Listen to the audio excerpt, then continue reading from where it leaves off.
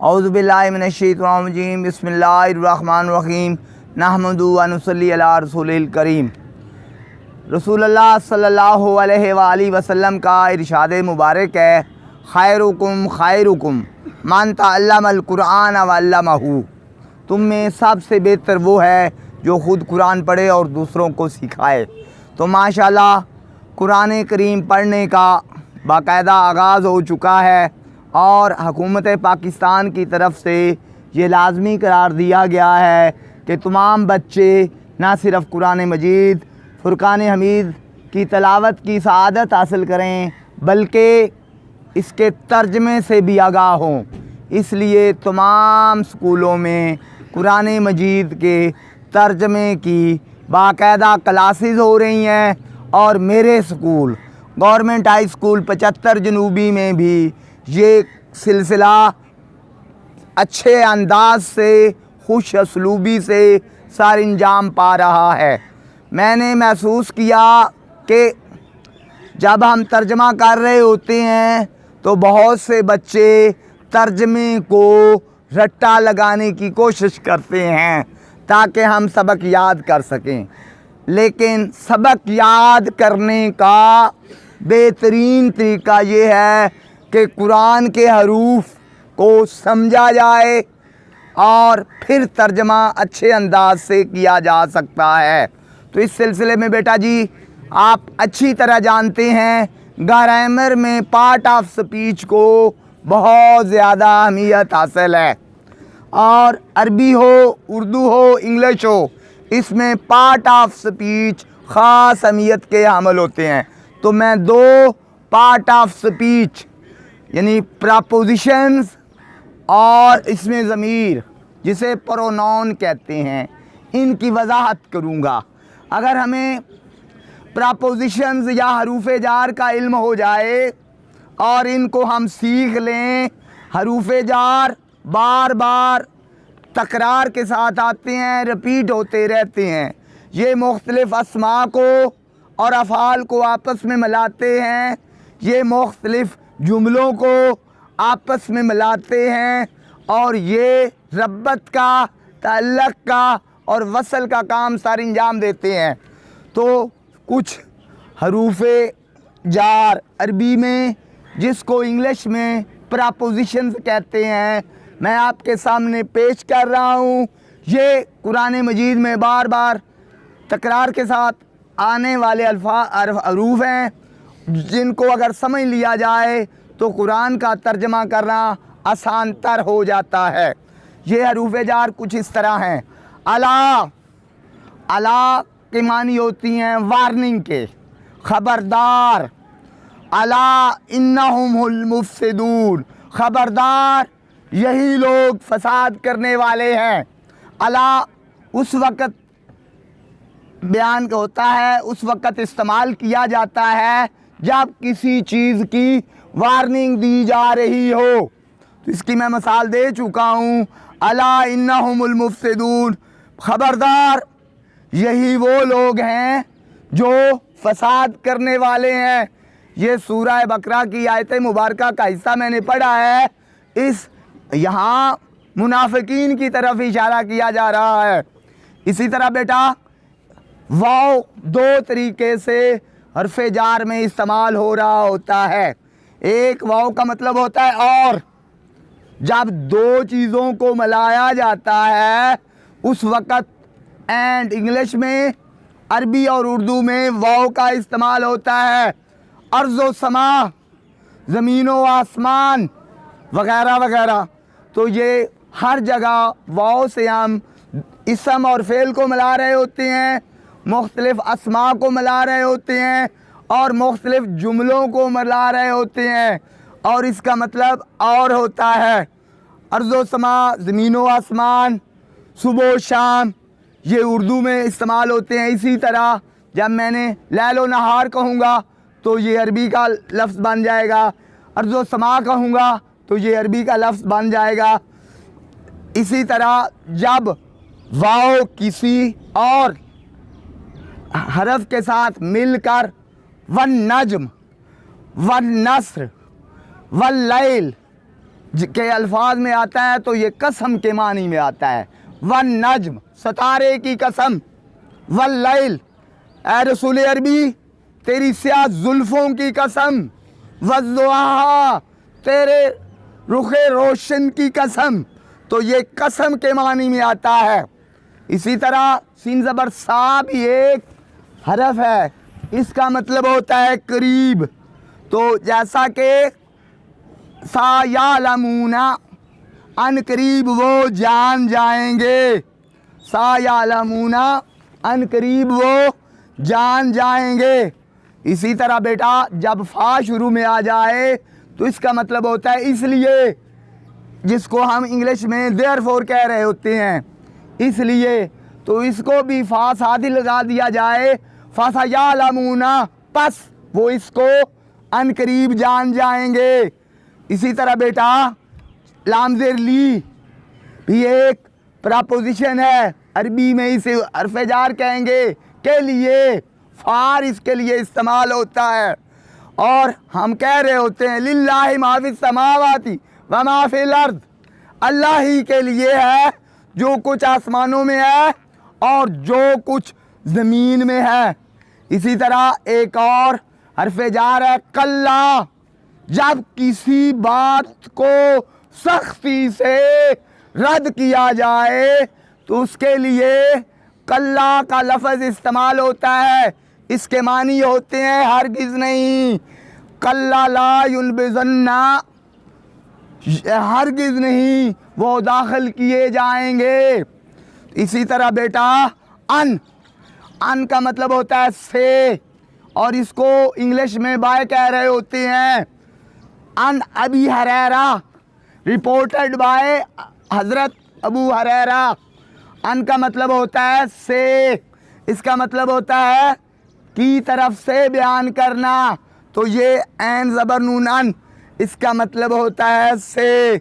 इसी तरह बेटा जी मिन होता है, मिन का मतलब से, जिसके लिए मिन का मतलब में से, जिसके लिए हम फराम का लफ्ज़ इस्तेमाल कर रहे होते हैं। मिनल मोमिनीना, मोमिनीन में से, मिनल मोमिनीना, मोमिनीन में से।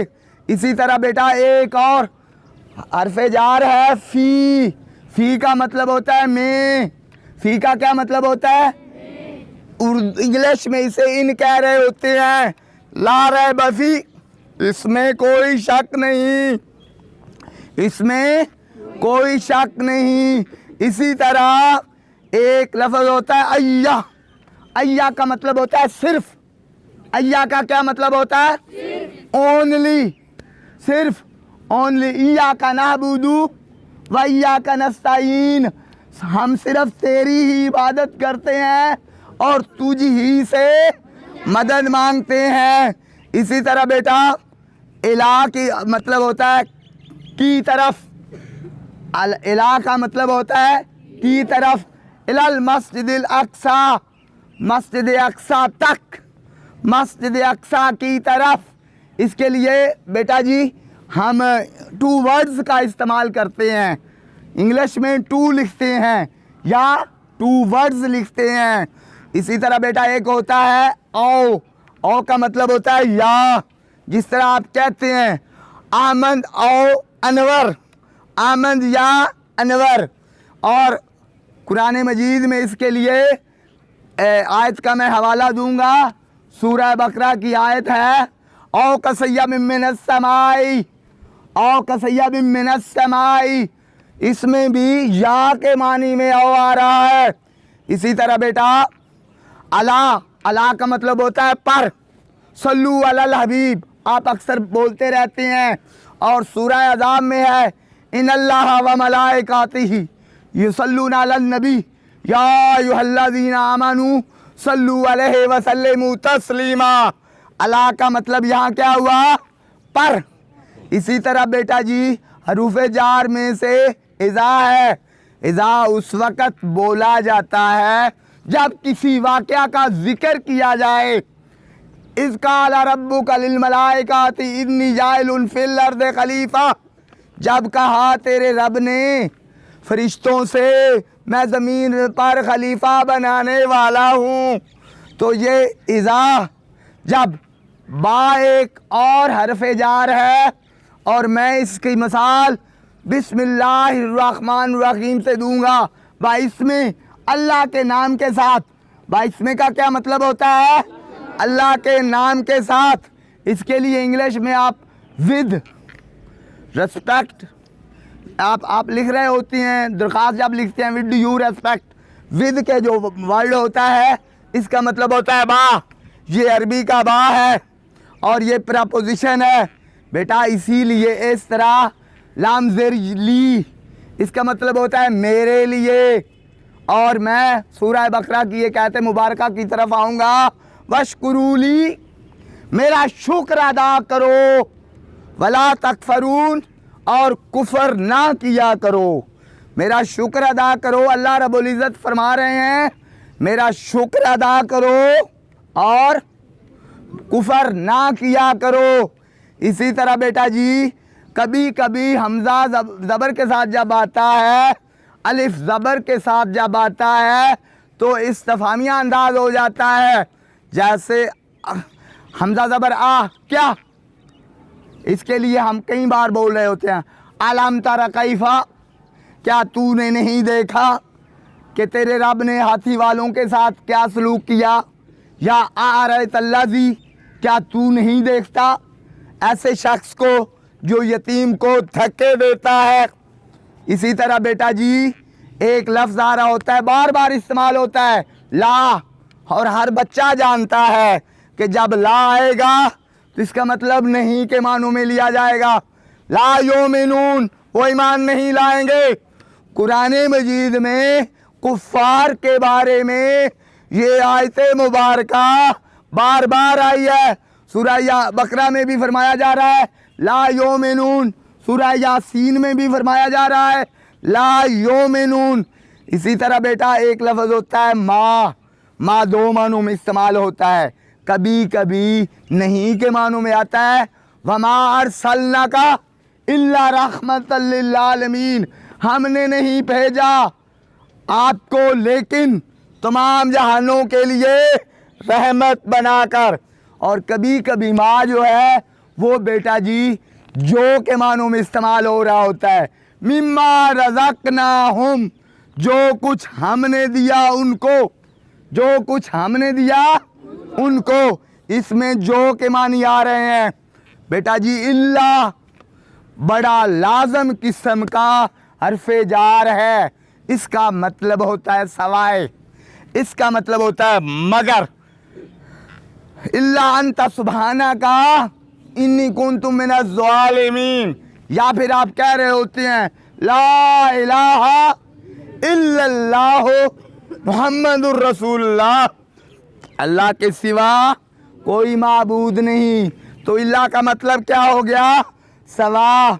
बेटा जब बहुत ज़्यादा ताकीद की ज़रूरत हो तो कुरान का ये इजाज़ है लाकद का के लफ्ज़ इस्तेमाल होते हैं। लाकद, बेशक, इसके लिए हम इंग्लिश में ऑफ कोर्स कह रहे होते हैं, ऑफ कोर्स, यकीनन, बेशक। इसी तरह बेटा जी इन्ना का लफ्ज़ भी लाकद की तरह ही इस्तेमाल होता है, इसका भी मतलब होता है लाकद का।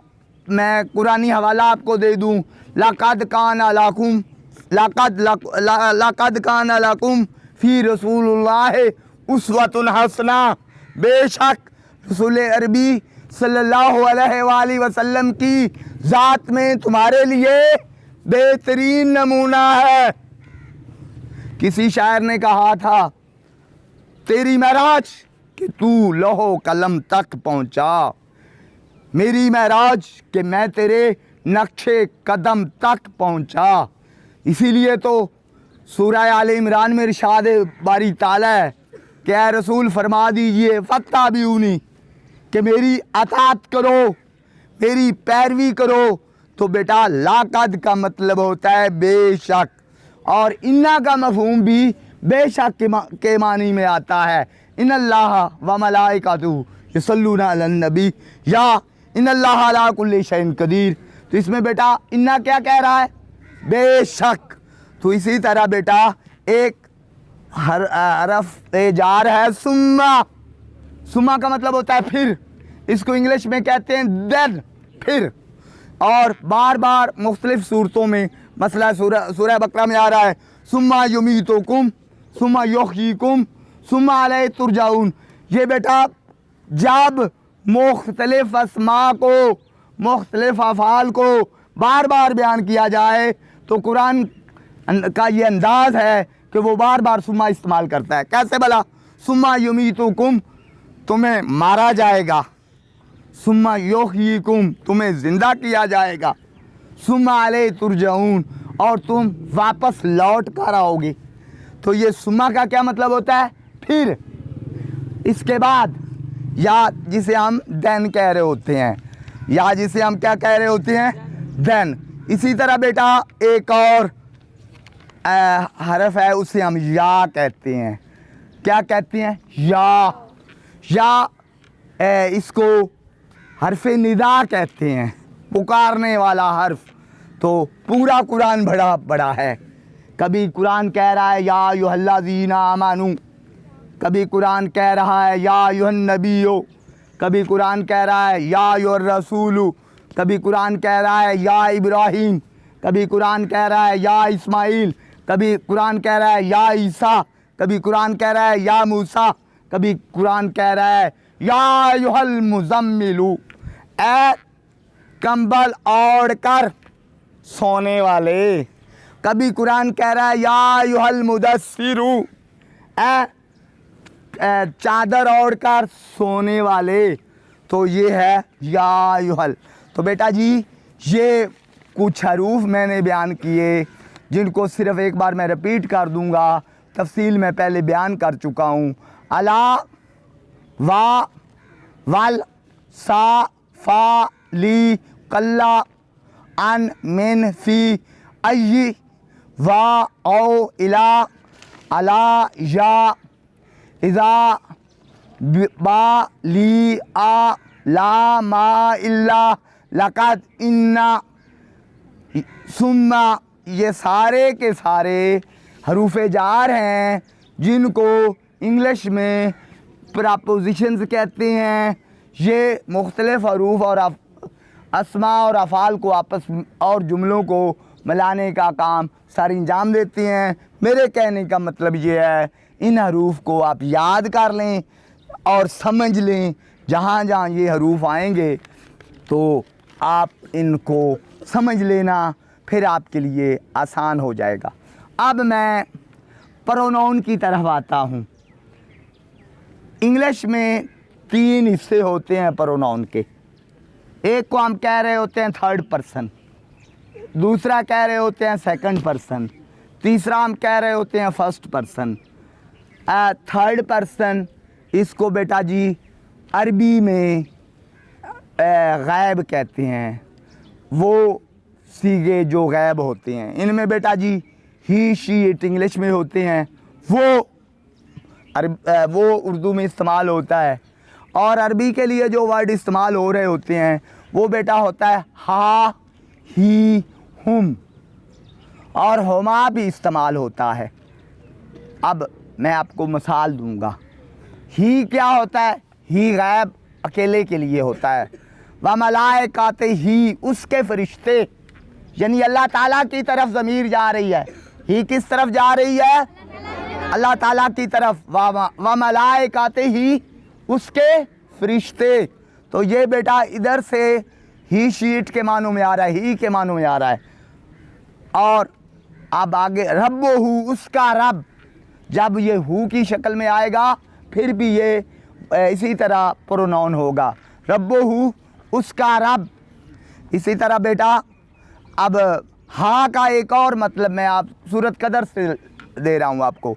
नज़लल मलाइकात वर्रूह फ़ीहा, इस रात में मलाइका और जिब्राइल अमीन उतरते हैं। इस रात में, फ़ीहा का क्या मतलब हुआ? इस रात में। और हाँ इस है, और ये क्या है बेटा? ये प्रोनाउन है। हाँ क्या है? प्रोनाउन है। इसी तरह बेटा हुमा, जब दो चीज़ों की बात की जाए तो उसे हुमा कहते हैं, और ये इसको अरबी में तस्निया कहते हैं। मैं सूरह बनी इसराइल की एक आयत का हवाला देना चाहूँगा, रब्बी इरहमुमा कमा रब्बयानी सगीरा, ऐ मेरे रब इन दोनों को बख्श दे। इन दोनों से यहाँ क्या मुराद है? वालदैन, वालद और वालदा, इन दोनों को बख्श दे कि ये मेरे बचपन के पालने वाले हैं। रब्बी इरहमुमा कमा रब्बयानी सगीरा, बेटा आपसे दरख्वास्त है, आपको ताकीद की जाती है, हर वक्त अपने वालिदैन के लिए ये दुआ किया करो, रब्बी इरहमुमा कमा रब्बयानी सगीरा।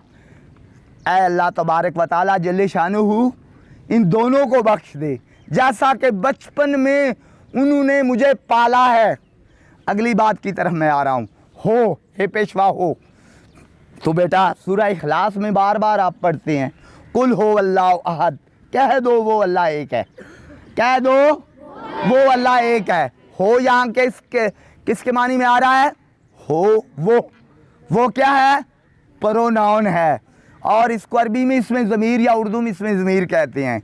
इसी तरह बेटा हम जमा के लिए इस्तेमाल होता है, हम दे के लिए इस्तेमाल हो रहा होता है। हम किसके लिए इस्तेमाल होता है? दे के लिए। हम अन सलातिहिम साहून, वो अपनी नमाज़ों को भुला बैठते हैं। सूरत माऊन की आयत है ना, हम अन सलातिहिम साहून, वो अपनी नमाज़ों को भुला बैठते हैं। तो ये बेटा हम तक क्या हो गया? थर्ड पर्सन मुकम्मल। हम तक क्या हुआ? थर्ड पर्सन मुकम्मल। अब बेटा मैं सेकंड पर्सन की तरफ आता हूँ। सेकंड पर्सन में काफ पे बेटा ज़बर डाल दी जाती है, तो इसका मतलब होता है तू। वाइज का अला रब्बू का, जब कहा तेरे रब ने, रब्बो का क्या क्या मतलब होता है? तेरे रब ने। इसमें एक और बात याद रख लें, अगर काफ के नीचे ज़ेर आ जाए तो तू औरत का रब का कहेंगे हम, रब्बो का तू मर्द का रब, और रब्बी की अगर हम कहें तो इसका क्या मतलब होगा? तू औरत का रब। इसी तरह बेटा जब कुम आ जाए तो कुम बेटा सब के लिए होता है। किस तरह बात? लअल्लकुम तत्तकून, ताकि तुम परहेज़गार बन जाओ, ताकि तुम परहेज़गार बन जाओ। इसी तरह बेटा कभी कभी ये तुम के मानों में भी तुम इस्तेमाल हो रहा होता है, ते पेश मिम तुम, इसका मतलब भी तुम होता है। इन कुंतुम तुहिब्बून अल्लाह है, अगर तुम चाहते हो कि अल्लाह तुमसे मोहब्बत करे। इन कुंतुम तुहिब्बून अल्लाह है, अगर तुम चाहते हो। इसमें तुम जो होता है ना बेटा, ये भी यू के मानों में इस्तेमाल होता है। तुम किन के मानों में इस्तेमाल होता है? ये यू के मानों में इस्तेमाल होता है। इन कुंतुम तुहिब्बून अल्लाह है, अगर तुम चाहते हो कि अल्लाह तुमसे मोहब्बत करे।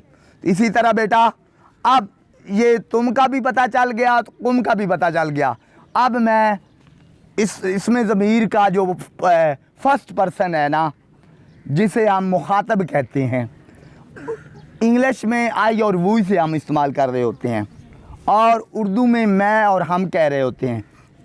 अरबी में बेटा इसके दो निशानियां हैं।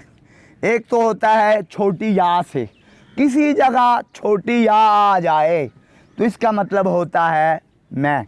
किसी जगह छोटी या आ जाए तो इसका क्या मतलब होता है? मैं। सुबहाना रब्बी अल अज़ीम, पाक है मेरा परवरदिगार अज़मत वाला। रब्बी का क्या मतलब हो गया? मेरा रब, मेरा परवरदिगार। अब इसी तरह सैयदना ज़करिया अलैहिस्सलाम की दुआ में फ़रमाया गया है, रब्बे हबली मिन लदुनका, रब्बी हबली, ऐ मेरे रब मुझे औलाद अता फरमा अपनी जुनाब में से। ऐ रब मुझे औलाद अता फरमा। हबली, ली का मतलब हो गया मेरे लिए, और रब्बी का भी मतलब हो गया मेरे रब। तो इसी तरह बेटा कभी आप कहते हैं बैती मेरा घर, कभी हम कहते हैं मदरसा थी मेरा मदरसा। इसी तरह जब अल्लाह तबारक व तआला जल्ले शानुहु को पुकारा जाता है तो रब्बी कहा जाता है, मेरा रब। इसी तरह एक और मिसाल है हदीस मुबारक की मैं दूंगा कि मेरे सहाबा रसूल अरबी सल्लल्लाहु अलैहि वसल्लम की खिदमत अक़दस में जब होते थे तो अर्ज़ करते थे, फ़दाई कुर्बान हो गए मेरे रब्बी अब अब्बी व उम्मी, मेरे माँ बाप। अब्बी का मतलब क्या होता है? मेरा बाप। अब्बी का क्या मतलब होता है? वाह का मतलब होता है। और उम्मी का क्या मतलब होता है? मेरी माँ। ऐ रसूल अरबी मेरे माँ बाप तुझ पर कुर्बान, फ़दाई कुर्बान हो गए मेरे। कौन मेरे कुर्बान हो गए? अब्बी बाप व उम्मी और माँ। तो ये या छोटी से हम ये बना लेते हैं। इसी तरह बेटा ना जब आता है तो इसका मतलब होता है वही, इसका मतलब होता है वही। और इसके लिए अरबी में दो लफ्ज़ आ रहे होते हैं। एक लफ्ज़ होता है नख्नु हम, नख्नु हम, और दूसरा होता है ना, नून ज़बर अलिफ ना। इसके लिए हम क्या कह रहे होते हैं? अनज़लना हमने नाज़ल किया, रसूलुना हमारे रसूल, अब्दना हमारा बंदा। और अब मैं एक दुआ पढ़ूँगा तो उसमें ना का तकरार है। रब्बाना ए हमारे रब, नून अलिफ ना यहाँ क्या आ रहा है? हमारे। रब्बाना आतीना ऐ अल्लाह हमें अता कर, फिर दुनिया दुनिया में, व फिल आखिराती और आखिरत में, वाकिना अज़ाबुन्नार हमको बचा। वाकिना का क्या मतलब होता है? बचा। ना यहाँ क्या आ गया? हम। वाकिना अज़ाबुन्नार हमें अज़ाब के आग के अज़ाब से बचा, हमें आग के अज़ाब से बचा। तो ये बेटा एक बार फिर मैं आपको रिपीट कर देता हूँ बेटा जी। थर्ड पर्सन के जो अरबी के ज़मीर हैं वो ये हैं, हा वो, ही वो, हो वो। इसी तरह बेटा जब जमा हुमा जब दो के लिए आएगा, इसी तरह बेटा जब जमा होगा तो हम आ जाएगा। इसी तरह यू के ज़मायर या सेकंड पर्सन के ज़मायर अरबी में काफ ज़बर का तू मर्द, काफ ज़र की तू औरत, और काफ पेश मीम कुम तुम सब, और ते पेश मीम तुम सब। इसी तरह बेटा आना मैं, और छोटी या ये भी मैं या मुतकल्लम की निशानी है। इसी तरह बेटा जब हम ना का इस्तेमाल करते हैं तो ये हम के मानों में आ रहा होता है, हम, हमारे। और नाखनों का मतलब भी हम और हम के मानों में आ रहा होता है। ये आपके इसमें ज़मीर हैं अरबी के, ये बेटा जी इनको लिख लेना और इनको अलहदा याद कर लेना, हरूफ जार को अलहदा याद कर लेना। इससे रट्टे से आप बच जाएंगे। आप समझ कर पढ़ने की कोशिश करेंगे। अल्लाह ताला आपको कामरानियाँ अता करे, अल्लाह ताला आपको कामयाबियाँ अता करे। कुरान का पढ़ना और पढ़ाना हमारे लिए बैसे सवाब, बैसे रहमत और बैसे नजात हो। अल्लाह तबारक व तआला इस कुरान के सदक़े हमारे वालिदैन की बख्शिश अता करे, हमारे वालिदैन को दुनिया और आखिरत में कामयाबियाँ और कामरानियाँ अता करे, हमारी औलाद को सालिया कर दे, हमारी औलाद को दुनिया और आखिरत में कामयाबियाँ और कामरानियाँ अता करे। आप लोगों का बेहद शुक्रिया। आपकी दुआओं का तालब डॉक्टर मज़हर इकबाल।